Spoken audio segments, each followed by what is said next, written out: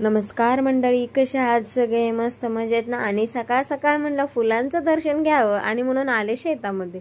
बघा तर मग म्हणजे मी मागच्या वेळेस चिनी गुलाब तुम्हाला दाखवलं होतं, एवढं छान फुललं होतं. आणि म्हणजे जे काही छोटे छोटे लावले होते वेगवेगळ्या कलरचे ते पण चांगले फुटायला लागले होते. आणि वांग्याला तर एवढी वांगी आली होती कोरफड, तर बघा माझी किती छान फुलली. आता कसं आहे ना, शेतातलं पाणी असल्यामुळं आणि एक वांग म्हणजे मोठं झालं होतं भाजी करण्यासारखं, म्हणून मी ते तोडलं आणि आला जियांमध्ये. म्हणजे त्याला तिथं झाडांच्या मध्ये घुसायचं होतं. आणि हे बघा पूर्ण अशी म्हणजे झाडाशी फुलली होती, जास्त फुलं आली होती त्याला. आता मला वाटते हा बहुतेक म्हणजे नाही का वांग्याचा सीझन वगैरे असावा, काय सांगता येत नाही. कारण ना एवढी फुले एकदम अशी फुलं कधी येत नाहीत जास्त करून.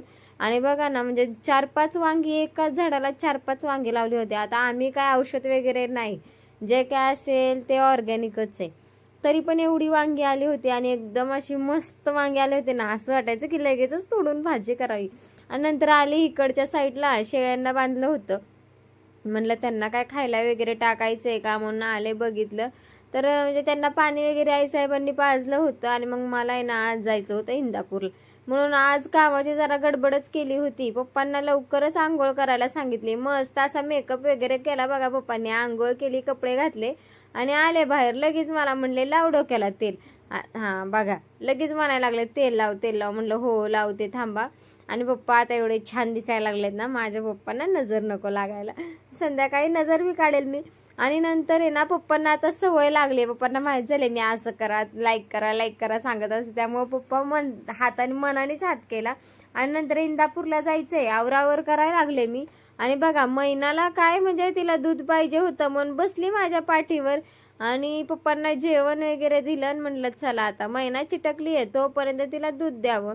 आणि तिचं हे असं असतं बरं का, म्हणजे आपण जर तिला जर दूध पाहिजे असेल ना तर ती लगेच अंगावरती उडी मारते. एवढी जी पॅक पकडती बाबा, ते म्हणजे सहजासहजी तर काय सुटत नाही, असं भीती वाटत नाही तिला अजिबात पडायची वगैरे. आणि बघा कशी इकडून तिकडून इकडे चालले. मग तिला म्हणलं दूध द्यावं म्हणून मी प्लेट वगैरे घेतली आणि दूध घेतलं तिला. आणि मैनाला कसं आहे ना शेळीचंच दूध देते मी सहसा करून, म्हशीचं दूध काही देत नाही. आता शेळीचं दूध आपल्या घरचं दूध आहे ना, म्हणजे घरच्या शेळ्या असल्यामुळे दुधाला काही शेळीचं कमी नाही, म्हणून मी शेळीचंच दूध मैनाला ठेवत असते. आणि बघा नंतर मैनाला शेळीचं दूध ठेवलं तर लगेच मैना लागली मुठू प्यायला. आता तिला दूध ठेवलं, आवरावर केली आणि मी आणि दादू निघालो मग इंदापूरला. आणि बघा तर मग मस्त असा दादू पण बसलेला, कारण ना त्याची झोप वगैरे झालेली होती. त्यामुळे एकदा झोप झाली ना दादू कसा एकदम असा फ्रेश होतो. मग त्याला खाऊ पिऊ घालून आम्ही निघालो इंदापूरला. आता मी इंदापूरला कशाला चालली आहे, हो हो हो सांगते. काय आहे ना की आज संध्याकाळपासून उद्या लागणार आहे पौर्णिमा. तर म्हणलं मग चला, तर मग आणि कसं आहे ना उद्या स्वामींच्या मंदिरात खूप गर्दी असते बरं का पौर्णिमेला. म्हणलं जास्त करून आपल्याला काय होणार नाही जास्त टाइम मला नाही का, म्हणून मी आणि दादू तिथं चाललो होतो पौर्णिमेला मग स्वामींचं दर्शन घ्यायला. आणि जाता जाता आम्हाला शेळ्या दिसल्या बघा, म्हणजे छोटे छोटे बकरीचे पिल्लं दिसली ना, एवढी पिल्लं होती ना, मन लगेचच घेतला मोबाईल आणि केला व्हिडिओ. बघा एवढी पिल्लं होती, छान वाटत होतं. आणि दादूला पण लय छान वाटलं बरं का. मग खूप दिवसातून मैत्रिणीच्या घरी आली होती, मग तिच्या गप्पा शिप्पा चालू होत्या. आणि दादू काय बाबा लांब कोपऱ्यात जाऊन उभा राहिला होता आणि चालू होतं मग तिचं. आणि नंतर बाहेर आहे ना, म्हणजे इंदापूरमधूनच तुम्हाला माहिती आहे मी जियांला तिथूनच आणलेलं आहे. आणि हे बघा जियांची मम्मी, खास जियांच्या मम्मीचं इंट्रोडक्शन करून देते. आणि हा जियांचा भाऊ आहे, एवढा सुंदर बाबा, म्हणजे मला हेच कुत्रं घ्यायला पाहिजे होतं. त्यावेळेस मला ते म्हणत होते तुम्हाला ब्लॅक नाही, पण मला काय माहिती तेव्हा एवढं छान दिसत. बघा ना म्हणजे किती छान दिसतंय. आपला जियान काय एवढा खास नाही दिसत, हे किती छान दिसतंय.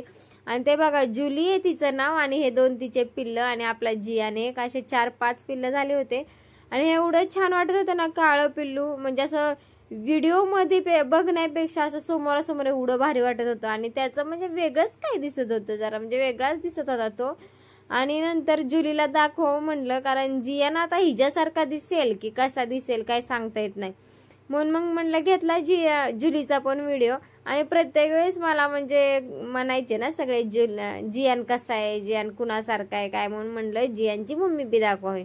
आणि नंतर आहे ना माझ्या मैत्रिणीची मुलगी आहे ह्या शाळेमध्ये, इंदापूरच्या ह्या मराठी शाळेमध्ये, तर मग आम्ही तिला घ्यायला आलो होतो. हे बघा तिथं गेलो तर झालं दादूचं इथं पण स्टंट चालू झाले आणि मस्ती, म्हणजे दादूचा नक्की विषय काय आहे तेच समजत नाही. जिथं जाईन तिथं बाबा सगळ्यांचा लाडका होऊन जातो.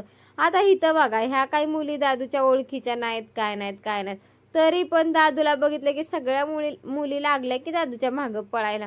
म्हणजे दादू माझा चॉकलेट बॉय माहितीये का, सगळ्या मुली त्याच्या मागं करत असतात. आणि बघा किती फ्रेंड झाले दादूला, आणि त्यांच्या समोर काय बाबा, मग दादू लागला की शायनिंग मारायला. बघा त्यांना तिथं पण जाऊन तो मारायला लागला, डुशुम करायला लागला. काय बाबा मला काय सांगता येत नाही. दादू जरा मोठा झाला ना, रोज एकाची कुणाची तरी भांडण घेऊन येतोय वाटतं.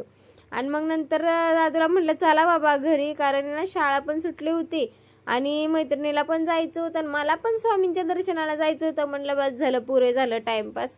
आणि मग परत गर्दी होती ना मंदिरामध्ये, त्यामुळे लवकर स्वामींचं दर्शन घेतलं आणि गेलं म्हणजे बरं, कारण शर्लिन घरीच होती. मग एकटी स्कूलमधनं येणार होती 5:30-6 वाजता.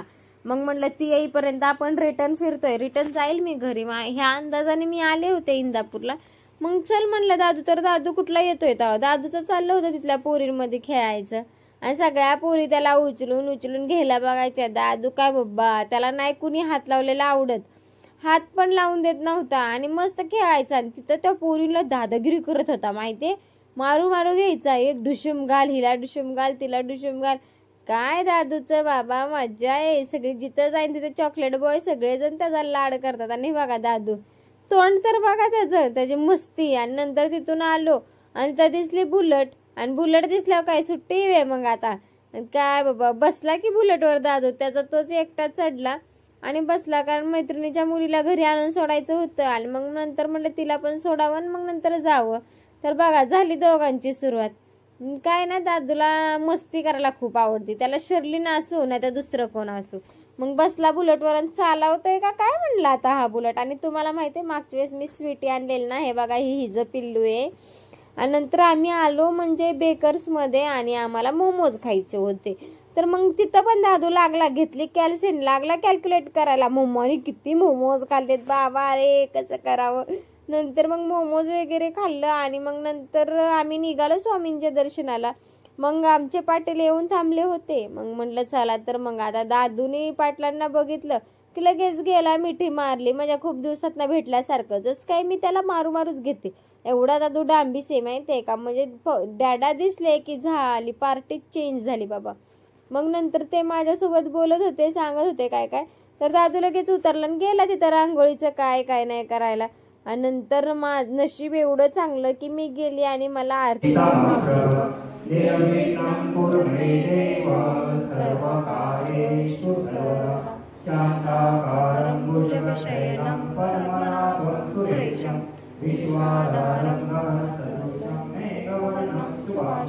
लक्ष्मीकान्तं कमलनयनं योगिविद्यानगरं वन्दे विष्णुभवनं सर्वलोकैकनाथं कृष्णाय वासुदेवाय हरे परमात्मने प्रणतक्लेशनाशाय गोविन्दाय नमो नमः.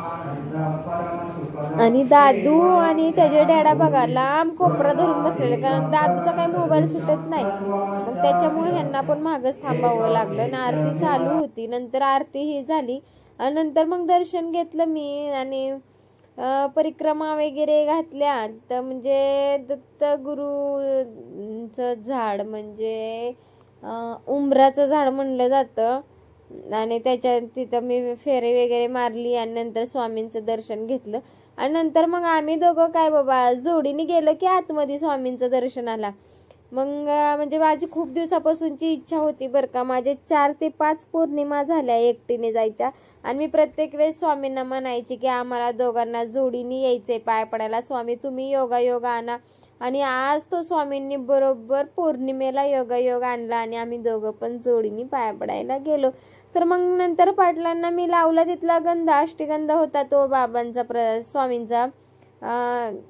नंतर मग ते लावलं ह्यांना पाटलांना. आणि नंतर बघा स्वामींचा म्हटलं तुम्हाला व्हिडिओ दाखवत, म्हणजे इथं आलं ना असं पूर्ण टेन्शन निघून जातं बरं का. एकदम मन असं प्रसन्न होऊन जातं. जे काही थकवा टेन्शन वगैरे आहे सगळं मागं निघून जातं. आणि नंतर बघा मला ना यायला एवढा उशीर झाला, म्हणलं आता शर्लिन लय वरडत असते. घरी आल्यावर बघितलं तर काय शर्लिन बघा